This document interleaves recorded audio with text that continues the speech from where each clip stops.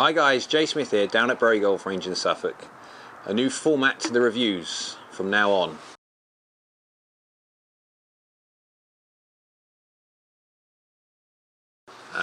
If you haven't seen my previous video about the new design of format of the videos, then pop on the channel, have a look at that one so you understand why I've changed, etc. But today we are going to be doing the review for the Mizuno GT180. Now this little piece of kit, wow. If any of you have seen my JPX 900 video I did, oh my word, when was that? Last year sometime, maybe the year before, I can't remember now, whenever it was, last year. Let's say it was 12 months ago. You probably guessed and know that the JPX 900 driver took adjustability to an absolute new level. And there is no difference when it comes to the new club that Mizuno decided to design for the GT180. This thing has gone absolute crazy when it comes to adjustability. I don't expect you guys to understand anything of what this does. Some of you guys will, some of you guys will just literally go bleh when it comes to seeing what this thing can do adjustability wise. Basically what you've got, the difference between this one and the JPX 900, right, the weight tracks that you've got 14 grams, 7 grams each of discretionary weight, which through the design of the head and the bit of waffle, not just me talking, on top of the head they've got this waffle matrix which basically allows them to strip weight off the top and then obviously redistribute that weight where they feel it's most useful. The tracks are bigger this year than what they were in the JPX 900, which means then potentially you can get even more effect from the 14 grams of discretionary weight. You've also got a little thing at the bottom here which allows the face to be sitting either closed at address, open at address, or neutral at address. That only works if you aren't a hoverer. If you're a hoverer of the golf club, so basically you put the golf club down, and as you put the golf club down, you don't let that bottom sole touch the ground, it makes no difference what that thing says. Absolutely none whatsoever. Although what you could argue, if you don't put it down the bottom, because of its weight placement, if you were to put it forward in its closed position, and don't obviously touch the ground so it doesn't then sit closed, you hold it neutrally, the CG might be pushed a bit further forward. That might be an interesting test to see if it makes absolutely any difference, because obviously this has got weight to it. Because of my ST180 video, if you haven't seen that one, I'm going to put a little info card, might be here somewhere, have a look at that one, because that was a crazy low spin driver, and this one Mizuno are saying is any spin, so you can get any kind of spin model from this. When it comes to doing some testing with it, I think what I'm going to have to do, I'm going to set it up initially, because I've hit some balls already with it following the ST180, wondering if this is going to be one of those wow custom fit problems again.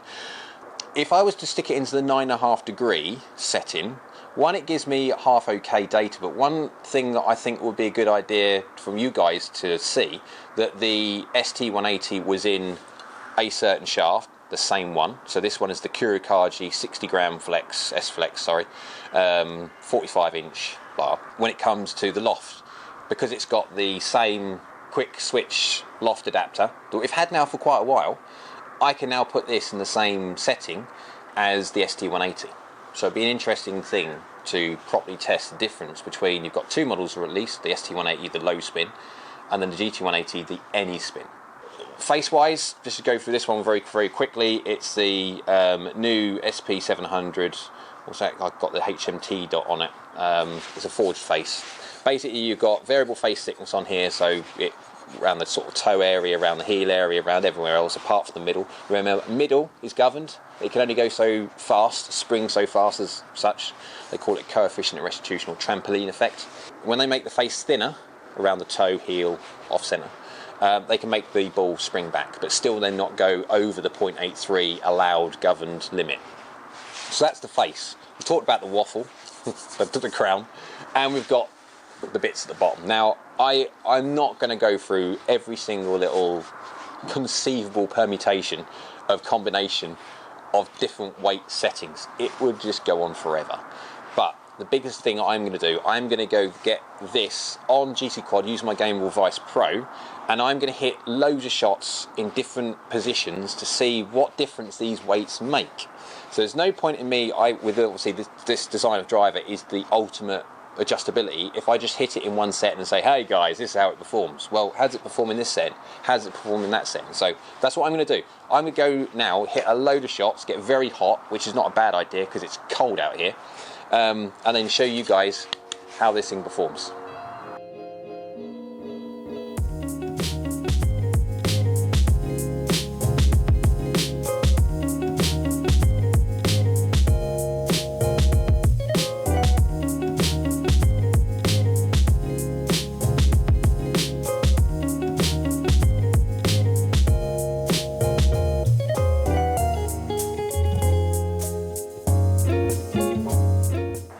Right guys, out of the warm, into the cold for doing the numbers for the GT180. Now, as you can see by the shots I hit a bunch of shots of different settings on this club. Now, first of all, I did about 15 shots in its neutral setting. So it's bog standard, boring, neutral. Not draw bias, not fade bias, not low spin, high spin, anything, just neutral. Hit 15 or so shots.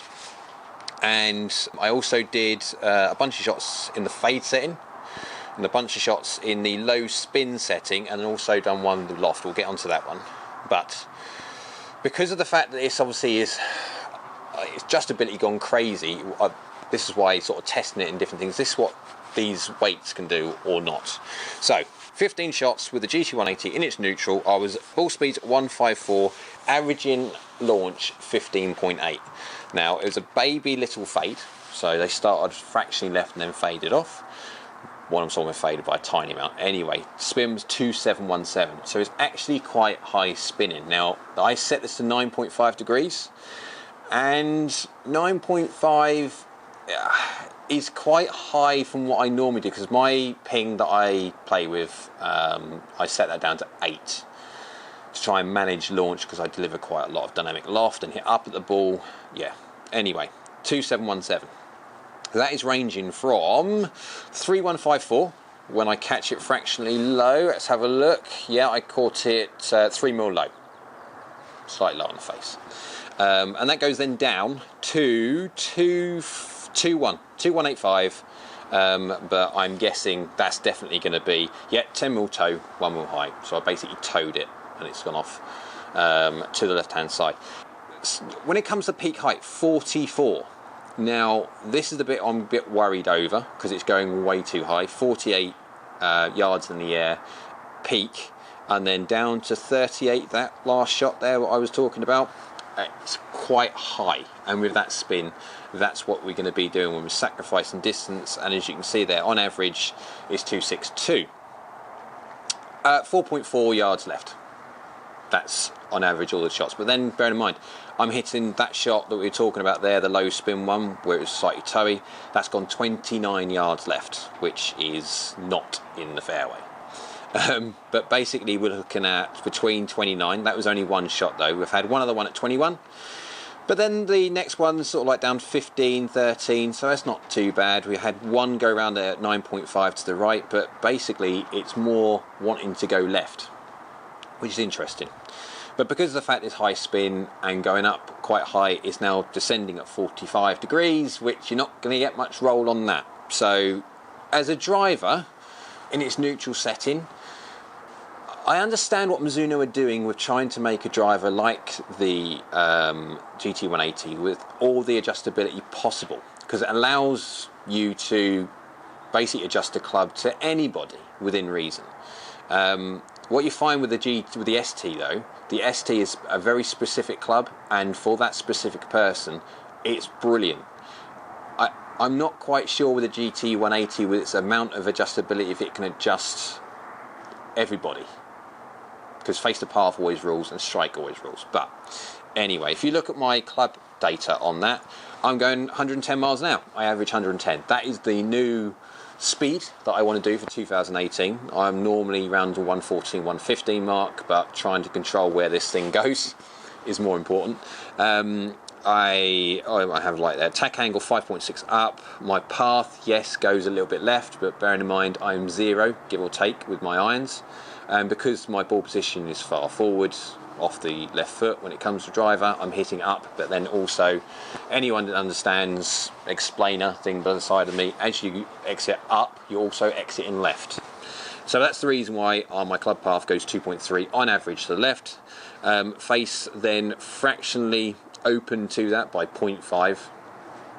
Yeah, and then I'm delivering 21 degrees of dynamic loft, blah blah blah. But the important thing to take from this, out of all this one at the moment, for that neutral, 2 mil toe, 0 mil centre. That is my strike point on average for the neutral. Right, let's go to the fade. So I now got all these ports, all these weights on the ports, and I whacked them straight in the fade setting. This to see how this club and all the weights that it's got, how much difference can those weights make.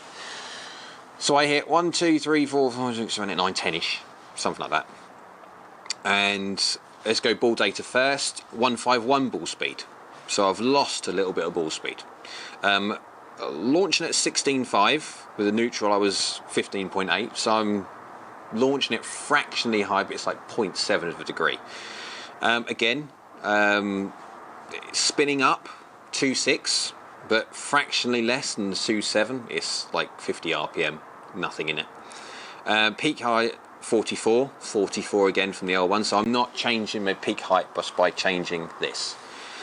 But I am going 4.1 yards right now, rather on the neutral setting, I average 4.4 yards left. So you can see that's making 8 yards difference. That's a fair bit. If you're 8 yards out to the right, 10 yards out to the right all the time, and just by doing that can make you hit straight, well that's, yeah. Now, let's have a look at the club data first. 110 miles an hour. I'm swinging the fade setting, 110 miles an hour that I'm swinging the neutral. So I'm not slowing down, but my efficiency has dropped. Has the efficiency dropped because I'm moving the effective sweet spot around by moving in its fade setting? I'm hitting it basically very, very similar to where I was before. For me, I would definitely not have it in the fade setting. I'm 4 yards left with the normal and then 4 yards right with the fade. The problem is, because the weight's being taken away from the sweet spot, I'm losing efficiency. So actually my carry went down to 258 on average. And bearing in mind, I've got 2 shots there where I mishit at 245 and 242. So you can see, let's just pick that one at 148 miles an hour ball speed, go to the club data, and I get 16 mil heel, 3 mil low. But then everyone mishits. This is the thing, even in my neutral data set, I've still got mishits in that. It's just because of the weight that's been moved away from the CG, I don't like it, personally. Right, this is the interesting bit. They've got the weights now into the low. So it's made 8 yards or so difference when I move the weights from neutral. Yeah, and obviously I haven't done a draw one. The reason why I haven't done a draw one, because if I'd done it in neutral and it was 4 yards left, put it in the fade set and it's now 4 yards right, the draw one will be equal amounts the other way. And I already pull it a little bit, 4 yards left. I don't want to go 12 yards left. Anyway, the low setting. This is the interesting bit. Again, 9.5 degrees, no change there. I've just moved the weights now into the low setting. 110 miles an hour, exactly the same club head speed, hasn't changed. Ball speed, 152. So I've lost a fraction, but not a lot. The interesting thing, my strike on average was 2 mil toe, 0 mil centre. Exactly the same as the neutral setting. So exactly the same as the neutral setting. Let's go have a look at ball data. 16.2 an average launch, which is in between the neutral and fade. You can see the human side, me, is darting around very, very small amounts. Again, started at fractionally left with a little bit of fade on average. 2.6 spin. This is the low spin side. So I've took all the weights from neutral into its low spin. And it's made 80 RPM. Yeah. 44 yards peak height, again, 261 carry. Now, normal was 262, the fade was 258, and the low spin, 261. and 0.1 yards right. My issue with this club is not the fact that it's a bad club at all. It's a great club. It feels gorgeous. It feels lovely to hit. Solid. It feels very, very solid. It looks lovely. The shafts that are in there are crazy expensive and great quality, and the components, it's just a really good club. My issue with the fact that the weights aren't really doing anything at all, especially low spin wise, it's making a little bit of difference dispersion left and right. It's making like 8 yards, but it's making no difference at all any spin model. I'm changing the weights around to extreme, and it's in extreme low position. It's making 80 RPM. Yes, I did get one there at 1996, 1968, but I think if you try and have a look at that one, just do 1968, go to the club data, high shot again. If I go to the 1996 club data, yeah, 10 mil high, 10 mil toe, 6 mil high. So it's strike which is doing that. The interesting one, I've now done 7 or so shots, 8 shots. But I put the GT180 in its low spin, so I kept in its low spin setting, but then whacked the loft up to 11.5. Instantly, I'm seeing an increase in launch angle, backspin 3117, peak height 49. Yeah, instantly going up higher because of the extra 2 degrees of loft. Spinning more because of the extra 2 degrees of loft. Carry distance has come down to 249, so like you're looking at 262 for the neutral, 258 for the fade, 261 for the low spin, apparently, and then 249 as soon as I increase the loft. So I've kept it between the low spin setting in the 9.5 degree and 11.5. It's made hardly any difference when it comes to the weight movement, but it's made quite a big difference when it comes to the physical loft that you put on the club. So I understand where Mizuno are going with this, and it's not like I'm offline, it's 1.9 yards offline. And if we look at the club data, I'm 3 mil toe on average for the GT180 at 11.5 degrees.